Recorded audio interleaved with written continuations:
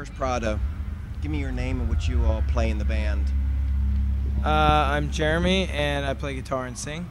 And I'm James, play keyboards. Okay. Actually, we're just going to put this right here so we can all share it. Okay. Is the Devil Wears Prada a Christian band? Of course. Absolutely. Okay. Are all the members Christians? Yes. This band, is this a job or a ministry to you guys?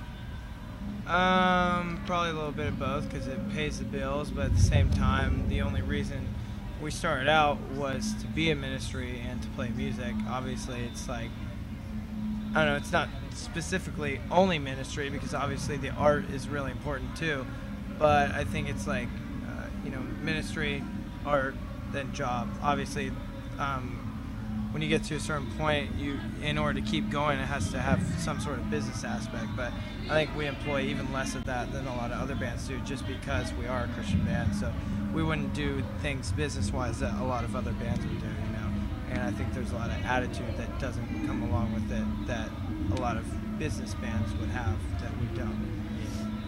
Okay. With the style of music you guys play, has it been easy to be accepted by the church and Christians in general, or have you met adversity and told your music's evil? Ooh, I don't know. I would say that most Christian people are pretty open to it, but I would say that there are a few people that don't understand how we could be so heavy and still be Christian, but usually those people are like, really radical, not really into religion, or just don't quite understand it, or I don't know. Something along those lines, more like, I guess, a normal person, or whatever.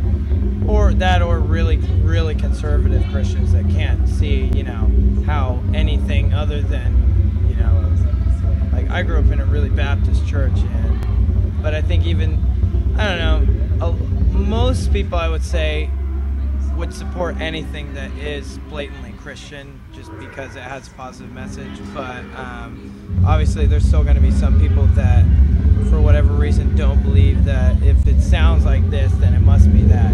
There's also the whole like the youth versus the your parents, you know what I mean? They're used to this, and when it's so heavy they're used to that being the old style of like demonic rock or whatever. Who knows? But I became a Christian a long time ago, just when Christian rock was starting. And back then, that's all I heard was how evil it was and from Satan it was. Striper, Resurrection Band, Grand Monkey, all of them. They were of Satan. And for some people it hasn't changed. Yeah, for sure. But it definitely has progressed a lot. Yeah, I think as everybody gets older, like, my parents, and probably, similar age to you, and they grew up in a more, what we would call a normal world, just like their parents before them. That was a normal world to them. So they, can look at things and separate, I don't know, just because it sounds like doesn't mean it's like of the world necessarily, but that's one of the reasons why we created Prophet Newz, is so that kids can find guys like you all that play the kind of music they like, but know, hey, these are Christians. Yeah. And for parents to be able to go on there and say, okay, my kid wants to listen to this kind of music that I don't think is very good, and see, oh, wait a minute, are they actually a Christian band? Exactly. Yeah, for sure. So, all right. During my research on you guys, I came across a lot of reviews and blogs bashing you for being Christians. Of course. While most did not criticize your music, they couldn't stand the fact that you had a message of Jesus, and how could you be good Christian guys and play this kind of music? And I think you kind of talked about that, but how do you respond to that?